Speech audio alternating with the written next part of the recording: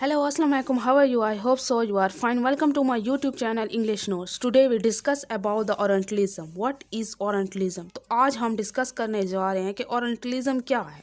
Post colonial study में सबसे important जो बुक है वो है ओरिएंटलिज्म, और इसको किसने लिखा है? इसको लिखा है एडवर्ड सईद ने।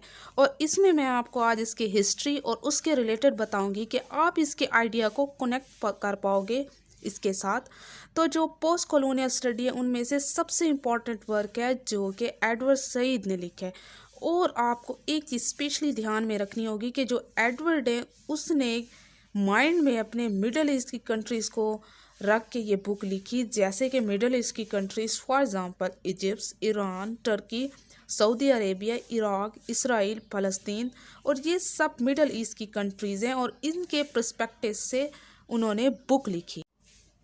इन कंट्रीज़ में टेंशन थी आफ्टर वर्ल्ड वार वन की वजह से, मतलब कि सारी कहानी जो है वो वर्ल्ड वार वन से जुड़ी हुई है। और आपको पता होगा कि वर्ल्ड वार वन में दो बड़े गुंडे थे, first is France and second is Britain, जो कि दो भाई भी थे और इन दोनों ने अपने हिसाब से पूरी दुनिया के मैप्स बनाए। अगर कोई जियो पॉलिटिक्स में थोड़ा सा भी इंटरेस्ट रखता होगा तो उसको पता होगा कि इन्होंने किस तरह नेचुरल बॉर्डर्स और बाउंड्रीज़ का स्टार्ट किया, इन्होंने नेचुरल बॉर्डर और बाउंड्रीज़ बनाना स्टार्ट किया। और आप देखिए कि वर्ल्ड वार ख़त्म होने के बाद जो ऑटोमन एम्पायर थे उनकी जो बाउंड्रीज़ हैं उनको देखें कि आप पहचान ही नहीं पाओगे कि क्या ये वही ऑटोमन एम्पायर है जो वर्ल्ड वार शुरू होने से पहले थे।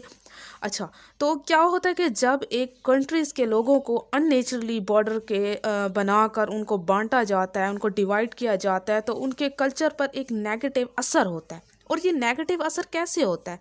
एक कल्चर के लोग दूसरे कल्चर के लोगों के साथ में कनेक्ट होते हैं, वो कनेक्ट फील करते हैं, और बॉर्डर बनने के बावजूद भी वो एक उनका कनेक्शन उनको फील होती है उन लोगों के साथ। और जब अगर बाउंड्रीज बन गई और जब दो अलग अलग कंट्रीज़ हो गए तो उनमें बॉर्डर खिंच गया के बाद ये किसी भी हाल में एक नहीं हो सकते, और पॉलिटिक्स इन दोनों कंट्रीज़ को एक नहीं होने देंगे।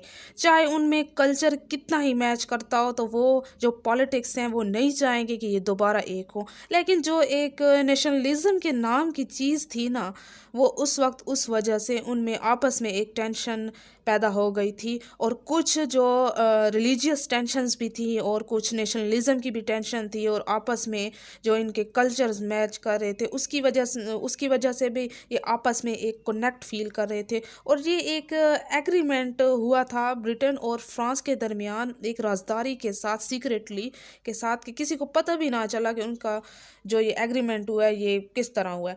तो इसमें साइकिस पिक्टो एग्रीमेंट था, उसका नाम था, वो हुआ था कब? ड्यूरिंग वर्ल्ड वॉर वन के दौरान ये एग्रीमेंट हुआ था, किनके दरमियान? फ्रांस और ब्रिटेन के दरमियान। और 1961 में ये हुआ था, और ताकि ये दोनों जो भाई हैं ये फ्रांस और ब्रिटेन में ये तय कर सके कि अरब का जो इलाका है उसको किस तरह बांटा जाए, मतलब कि वो एक किस्म का इनको डिवाइड करना चाह रहे थे। और मैं आपको बताना चाहती हूँ कि इसमें कौन कौन से एरिया की कंट्रीज़ आ रहे हैं जो ये जो पूरा एरिया था जो वो डिवाइड करना चाह, और मैंने आपको बताया कि कौन कौन सी जो अरब की कंट्रीज़ हैं उनको जहन में रख के एडवर्ड सईद ने ख़ास तौर पर बुक लिखी है। और ख़ास तौर पर उन्होंने कौन से जो कंट्रीज़ हैं उनको माइंड में रख कर लिखा है, तो फ़लस्तीन, इराक, ईरान और सीरिया, इनको जो माइंड में रख कर ना बुक लिखी है एडवर्ड सईद ने ओरिएंटलिज्म। अच्छा, अब आप मुझे बताएं इस चीज़ के रिलेटेड कि क्या उन्होंने इसको डिवाइड तो कर लिया था, इन कंट्रीज़ को बांट तो लिया था, लेकिन क्या नेशनलिज्म इन कंट्रीज़ के दरमियान कभी टूटेगा या नहीं, ये आप मुझे बताएंगे कमेंट सेक्शन में। तो आज जो फ़लस्तीन और इसराइल में आपस में लड़ रहे हैं, लेकिन इनमें ये लड़ाई के जो बीज हैं कब बोए गए थे? इनमें बहुत ज़्यादा नेशनलिज्म बढ़ गया था, प्रॉब्लम बढ़ गई थी, रिलीजियस प्रॉब्लम भी बढ़ गई थी। और 1936 से 1939 के दरमियान 3 साल तक इनमें अरब के जो बदरू चला था, और जो फ़लस्तीन और इसराइल थे इनमें आज भी लड़ाई चल रही है। और ये सेकंड वर्ल्ड वार के बाद ये प्रॉब्लम और भी बढ़ गई, मतलब जब सेकंड वर्ल्ड वार स्टार्ट हुई तो ये प्रॉब्लम और बढ़ गई। और यहाँ पे जो एडवर्ड सईद हैं वो क्या कहते हैं कि ये सारी गलतियाँ फ्रांस और ब्रिटेन की हैं। बिल्कुल हो सकता है मैं भी उसने ठीक कहा हो या नहीं कहा हो, ये आप मुझे बताएं।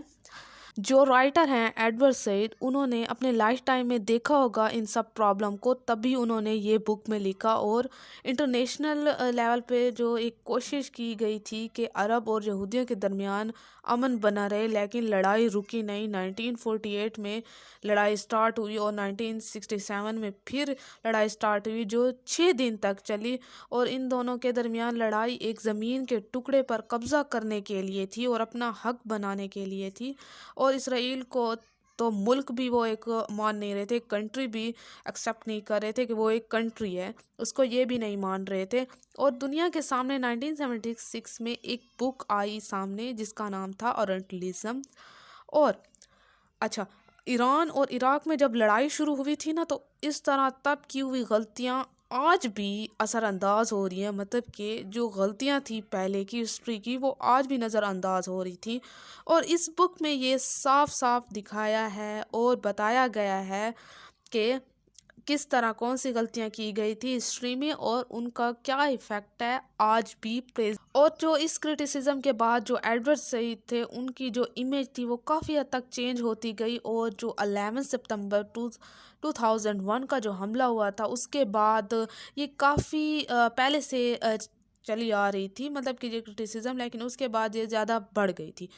تو ان دنوں میں میڈیا ان کو اور بھی اینٹی ویسٹرن بولتی تھی کہ انہوں نے مطلب کہ امریکہ کے خلاف لکھا اور ان کی وجہ سے یہ ہو رہا ہے۔ تو انہوں نے 2003 اور 2004 کا جو ایڈیشن تھا اورینٹلزم کا، انہوں نے خود لکھا اس کے اندر کہ جو امریکہ جو تھا، جس میں جب سے انوالو ہوا ہے مڈل ایسٹ میں، کافی چینج آ گیا۔ امریکہ کے لوگ پہلے جس طرح سوچتے تھے وہ اس طرح اب نہیں سوچتے۔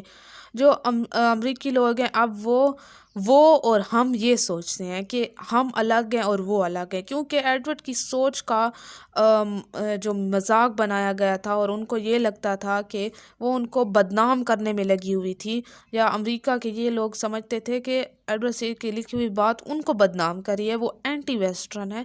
اور انہوں نے اس کتاب میں جو تھا ان کی 25 اینیورسری میں یہ بات لکھی تھی کہ اب امریکہ پہلے کی طرح نہیں سوچتے، وہ لوگ مجھے اینٹی فیمنزم اس لیے کہتے ہیں کہ امریکہ اب دنیا کو وہ اور ہم کی نظر سے دیکھتے۔ اور ایڈورڈ سعید کا مقصد نفرت پھیلانا نہیں تھا، بلکہ ایڈورڈ سعید یہ بتانا چاہتے تھے کہ اورینٹلزم شروع کیسے ہوا اور اب تک برقرار کیسے ہے، اور وہ یہ کہتے ہیں کہ جو لٹرلی ورک ہے، بیبلیکل ورک ہے یا اسکالری ورک ہے، وہ سٹارٹ کب ہوا؟ 18 سے 20 سینچریز کے درمیان یہ پھیلایا گیا، اور اس کے ذریعے اورینٹلزم پھیلا، کیونکہ پاور جس کے ہاتھ میں ہوتی ہے تو وہ یہ بتاتا ہے کہ حقیقت کیا ہے، کہ تم اور ہم الگ ہیں تو ہمیں ماننا پڑتا ہے، اور پاور جس کے بھی ہاتھ میں ہوگی تو اس کا آرڈر چلے گا۔